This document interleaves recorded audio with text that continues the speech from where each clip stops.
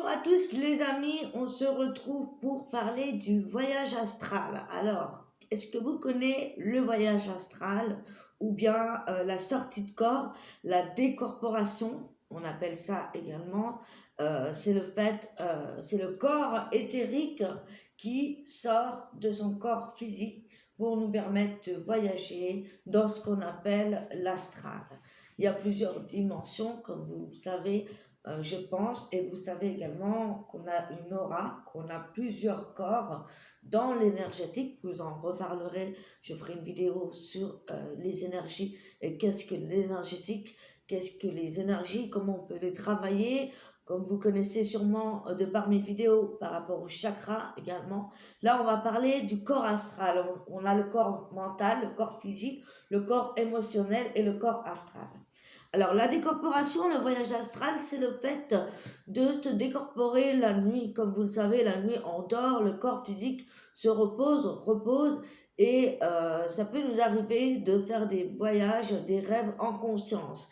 Donc, en fait, c'est l'état entre le sommeil et l'éveil. C'est vraiment ce moment où, en général, on s'endort, où on ne se sent pas partir, on pique du nez, et là, c'est le moment où le corps astral sort de son enveloppe physique. Il est rattaché par le cordon d'argent qui est au nombril ou par le dos.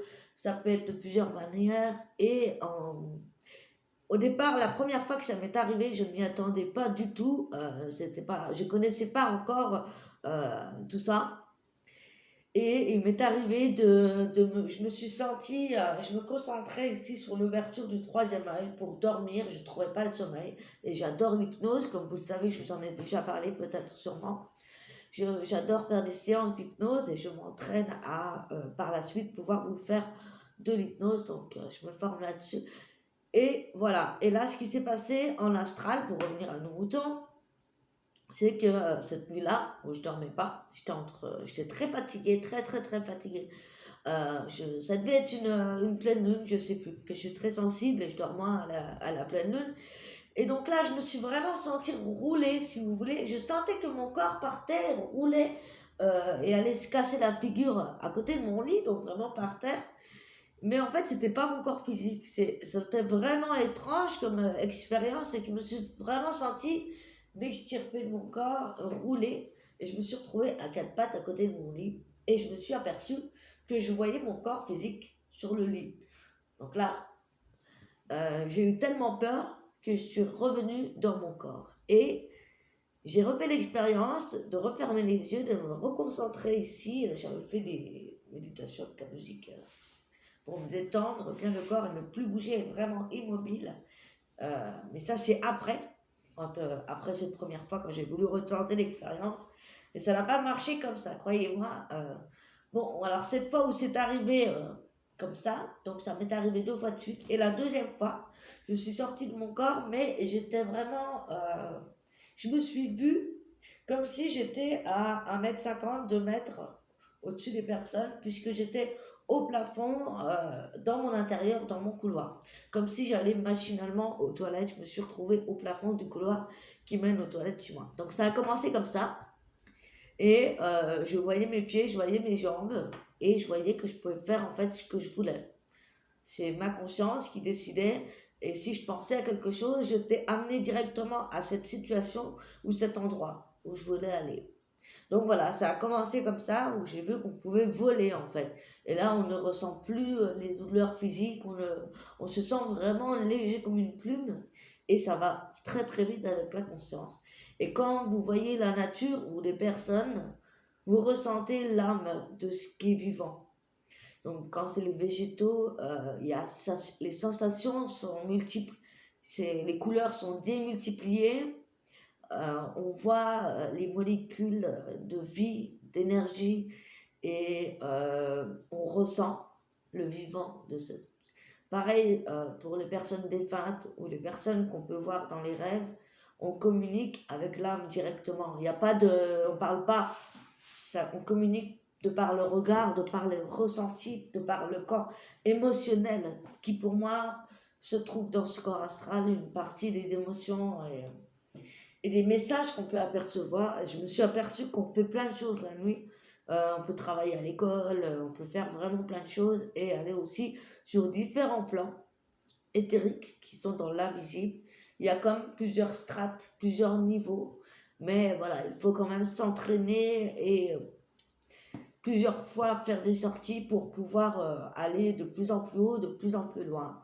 Enfin voilà. Donc après, j'avais essayé de refaire des sorties de corps plus poussées avec des méthodes, des vidéos que j'ai regardées un petit peu sur Internet, mais j'arrive pas à les provoquer. Ça n'a pas marché en tout cas pendant quelques mois. Mais à force de méditation et de séances d'hypnose que je pratique, eh bien, j'arrive beaucoup plus à me détendre de plus en plus facilement et rapidement. Et de ce fait, j'arrive quelquefois à faire des voyages, des sorties de corps. Mais voilà, après, les diriger à proprement parler de A à Z, c'est compliqué. Et souvent, ça va vite parce qu'il suffit d'une peur, il suffit d'un bruit. Parce que surtout le plus impressionnant, je dirais, c'est vraiment l'étape où on passe du corps physique au corps astral avant de partir. Parce que dans ce moment-là de relaxation intense où plus rien ne bouge, il peut y avoir des sons qui arrivent à l'oreille comme des hallucinations d'audition. Hein. On peut entendre des bruits qui ne sont pas là, voir des choses qui ne sont pas là. Ça peut être aussi le mental hein, qui projette nos peurs et qui projette nos peurs en tant que quantité.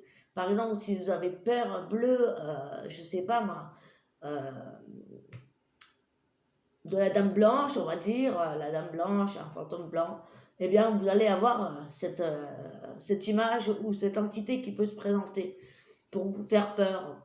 Et aussi, on peut avoir la reconnaissance de certaines entités qui sont négatives, puisque dans tous les plans, il y a du négatif comme du positif, et il y a aussi des personnes de lumière, en tout cas des êtres de lumière qu'on peut croire étant des êtres de lumière qui ne sont en fait pas du tout, qui peuvent très bien masquer ou se faire passer pour quelqu'un de votre famille, pour une entité de lumière, il n'est pas forcément. Ça, on le ressent aussi dans le regard, on le ressent dans les messages qu'ils peuvent faire passer. Ça, on apprend, on développe au fur et à mesure ces choses-là. Donc voilà.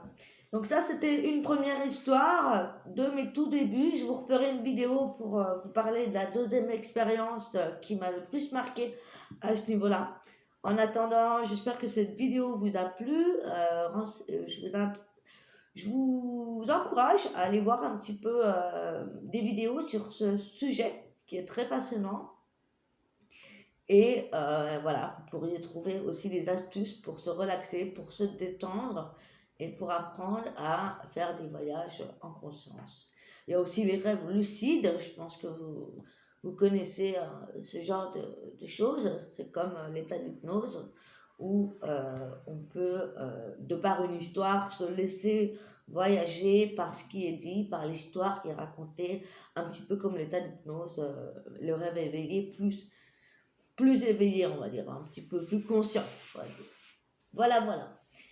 Donc voilà, j'espère que cette vidéo vous a plu. On se retrouve bientôt pour de prochaines vidéos. Je vous embrasse, prenez soin de vous. Je suis dans votre... Ciao.